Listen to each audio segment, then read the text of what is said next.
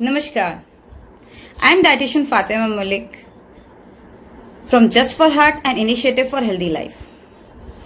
Immunity is the first line of defense in current pandemic situation.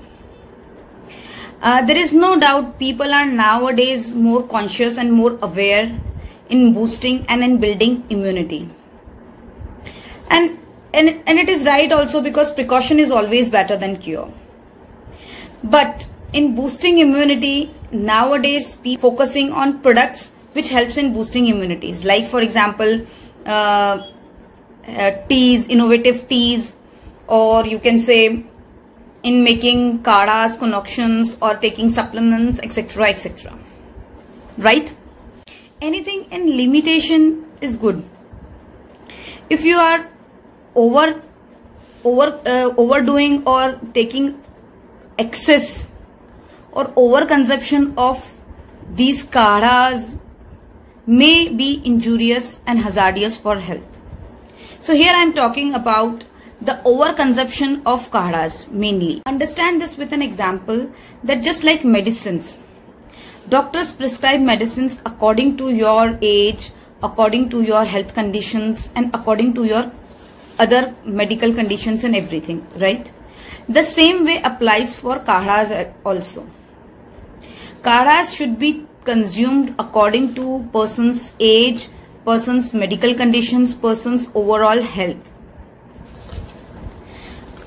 Because due to overconsumption of kadhas, persons may face problems like bleeding from their nose, boils from their mouth, ulcers in their stomach, or black color stool, and so on. Now we have to understand why I am saying that overconsumption of kadhas leads to all these problems and signs and symptoms. The reason is kadhas are made up of ingredients. The ingredients which we used in kadhas are the cinnamon, black pepper, ashwagandha, tulsi, mulethi, soth, etc. Right?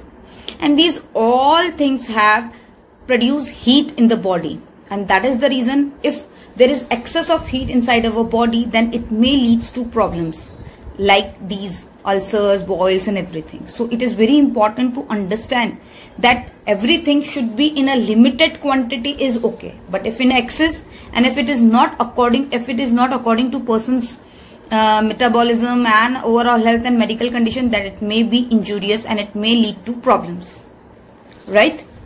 One more thing which one has to keep in mind while making kadhas are the quantity of herbs and spices which we are adding, which we are using in while making the kadhas.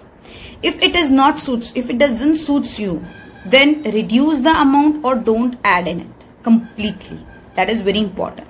Second thing is, many a times it happens that the particular recipe which we are using while making the kadha is you can say it also depends on the utensils in which we are making. Sometimes some recipe is are made in iron pots only. Some recipes should be made in glass jar or in aluminium utensils only, or in steel utensil only, or whatever be the according to the recipe. Strictly follow it, because many a times it happens that the ingredients which are used in making the kadha also react with these utensils.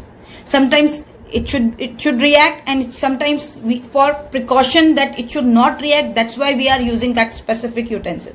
So it is very important that whatever recipe you are following, follow it properly. Don't use your brain for that. Okay, fine, I have this thing, so I can make in this also. No, don't do that. It can be injurious or it can be hazardous for your health. So that is very important. Second, many times it happens that if we are making some kadha, like for example cough and cold only, if we are making some kadha, then some recipes we can preserve for 2 to 3 days. Some we have to consume it freshly. So just follow these guidelines. It is very, very important to follow, because if it should consume freshly, and if we are taking it after 2 to 3 days, it may be the benefits which we can get can turn into disadvantages also. So keep these small things in mind. Take precautions, which is very important. So at the end, I just want to sum up by saying that everything in minimal quantity and with the right guidance is very important. Thank you.